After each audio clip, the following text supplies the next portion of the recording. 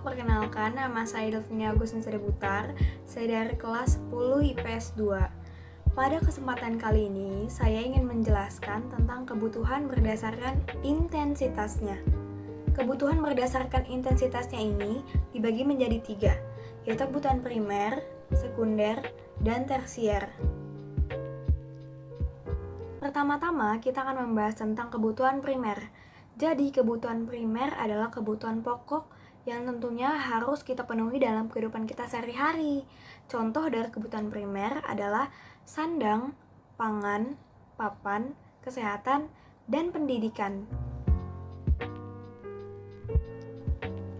Nah, sekarang kita bahas yang kedua.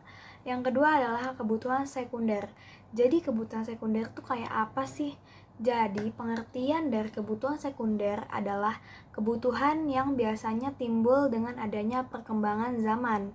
Nah, biasanya tuh, kebutuhan sekunder itu adalah kebutuhan kedua yang harus terpenuhi setelah kebutuhan primer.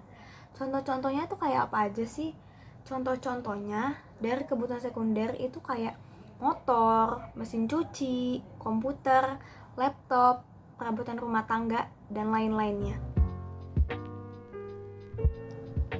Nah, yang terakhir yang akan kita bahas adalah kebutuhan tersier. Jadi, apa sih kebutuhan tersier? Nah, kebutuhan tersier adalah kebutuhan yang ditujukan untuk kesenangan manusia dan bersifat kemewahan. Jadi, apa aja contohnya? Contohnya seperti perusahaan, apartemen, perhiasan, pakaian bermerek, dan mobil mewah.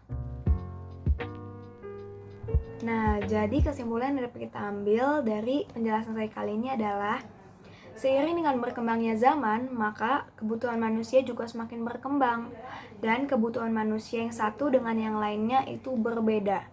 Nah, dapat kita ambil contoh seperti cangkul. Cangkul adalah kebutuhan primer bagi petani. Tetapi bagi polisi, cangkul bukanlah hal yang harus menjadi kebutuhannya. Dan yang kedua dapat kita ambil contoh buku. Buku adalah kebutuhan primer bagi siswa, tetapi bagi nelayan, buku bisa menjadi kebutuhan tersiernya. Jadi, yang terpenting adalah kita harus tahu apa saja kebutuhan kita, dan kita harus mengelompokkannya ke dalam 3 bagian, yaitu primer, sekunder, dan tersier. Nah, tujuannya supaya kita dapat tahu apa yang harus kita prioritaskan. Sekian penjelasan dari saya, Delvini. Terima kasih.